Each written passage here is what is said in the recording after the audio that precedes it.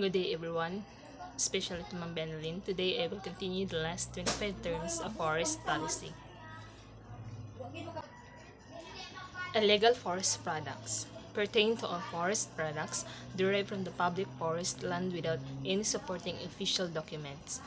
Indiscriminate logging pertains to the injudicious cutting of trees which eventually detriment future tree crops.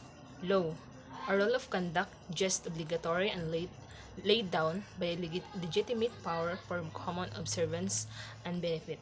Lease, a privilege granted by the state to a person to occupy and possesses any forest land wherein rental is clearly specified. License, a privilege granted by the states to a person to utilize forest resources within any forest land and with the right to establish and operate processing plant therein. Log supply contract, a written agreement entered into by and in between the license holder and a log buyer that the former supplies logs to the latter over a specified period of time.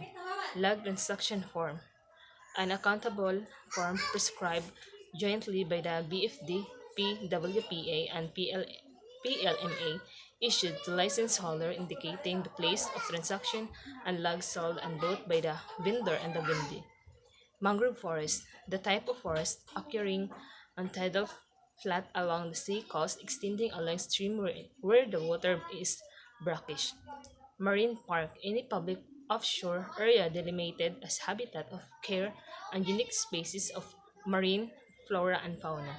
Memorandum, a note used in aiding the memory, a brief record, and informal communication about office matters sent among the staff of a company or an organization. Mineral land refers to those lands of the public domain which have been classified and delimited as source of homogeneous crystalline substances. Mossy forest, the type of forest growing in the higher elevation and composed of short and stunted trees where that stem are usually covered with mosses. Multiple use management, the harmonized utilization of land, soil, water, wildlife, recreation, valleys, grasses, and timber of forest land. National economy refers to the inter-economic life in the country. National patrimony refers to the national resources of the country which is under the constitution and include all lands of the public domain. Natural law, a law based on morality or equity, it is not legally compatible in court but it allows the retention of what has been voluntarily given, delivered, or rendered. Open land refers to a bare or grass-covered tract of lands devoid of commercial forestries. Permanent forest refers to those lands of the public domain which have been subject of the present system of classification and declared as needs for forest purposes. Permit, a short-term privilege granted by the state to a person to utilize any limited forest resources within any forest land without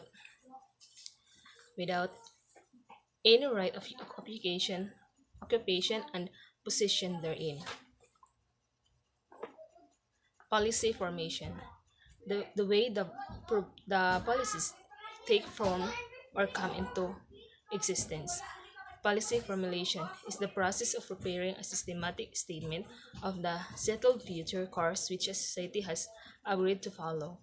Prosecution pertains to a legal proceeding with the purpose of determining guilt or innocence of an alleged offender. Rationalization, the organization of logging business using management principles, system, and procedure to attain stability, efficiency, and profitability of an operation. Resettlement land refers to those lands which are utilized for resetting kangaroos, illegal forest occupants, etc. Reshipment, the transfer of forest products from the point of origin to the point where such products are unloaded.